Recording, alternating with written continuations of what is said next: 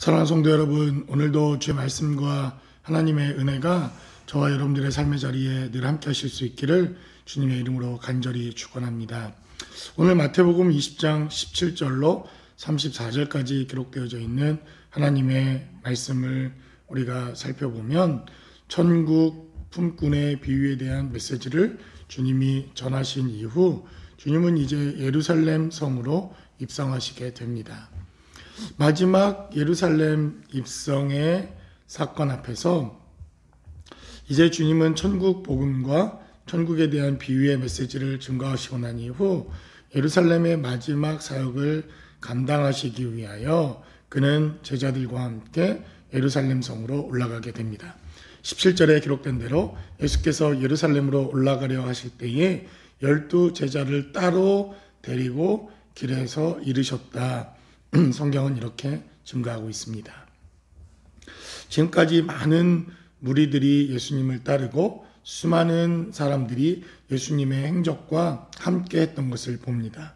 70인의 제자들이 예수님을 따랐고 예수님께서도 누가복음에 기록된 메시지를 살펴보면 70인의 제자들에게 복음을 전파하라, 그리고 하나님의 나라를 증거하라고 하는 명령을 전하시고 그들에게도 함께 광야 땅과 이스라엘 백성들에게 복음을 전하는 여정에 함께 하십니다.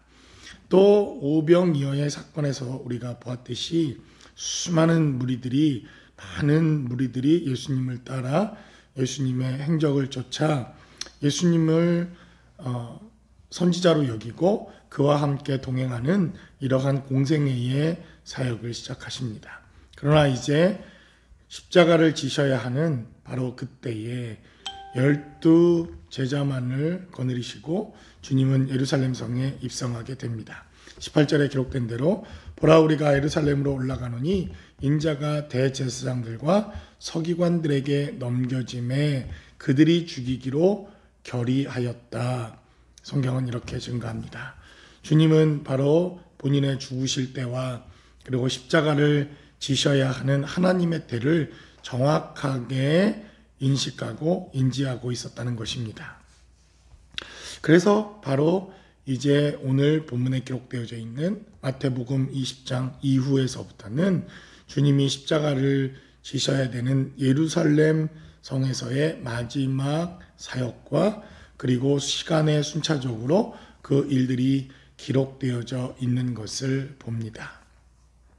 바로 이때에 예수님을 따르던 세베대의 아들의 어머니가 그 아들들을 데리고 와서 하나는 우편에, 하나는 예수님의 좌편에 앉게 해달라, 이렇게 청탁을 합니다. 지금으로 말하면 인사청탁입니다.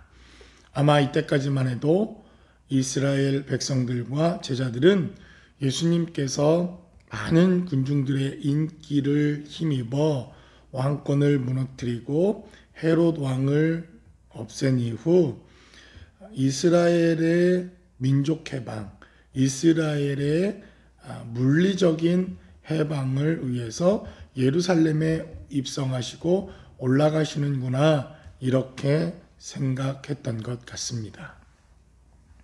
그래서 결전을 앞둔 바로 이때에 세베대의 부모는 그 아들들을 혁명의 도구로 사용되니 하나는 우편에 하나는 좌편에 이렇게 앉게 해달라고 하는 청탁을 하게 됩니다. 그러나 주님의 나라와 천국의 나라, 하나님의 나라는 이러한 물리적인 힘과 권세와 물리적인 능력을 동원하여 얻어지는 것이 아니라 바로 십자가를 지시는 것으로 그분이 우리의 모든 하나님의 나라를 이 땅에 완성시킨다고 하는 사실을 제자들은 그때까지도 알지 못했습니다. 22절에 기록된 메시지를 여러분들이 살펴보면 22절은 이렇게 증가합니다. 예수께서 대답하여 이르시되 너희가 구하는 것을 알지 못하는도다. 내가 마시려는 잔을 너희가 마실 수 있겠느냐라고 묻습니다.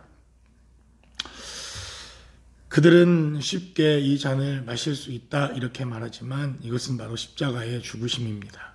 하나님이신 그분이 십자가에서 죽으시고 십자가에서 고난을 당하셔서 하나님이셨던 그분이 죄인의 모습으로 죽으셔야만 바로 이루어지는 나라, 그것이 바로 하나님의 나라라고 하는 것을 우리는 너무나도 잘 압니다. 그 와중에 이제 제자들은 싸움이 납니다. 어떻게 수석 제자인 나를 제치고 예수님이 가장 사랑하는 제자인 나를 제치고 너희가 주님의 우편과 좌편에 앉겠느냐, 이렇게 아마 제자들 사이에 분쟁이 났던 것 같습니다.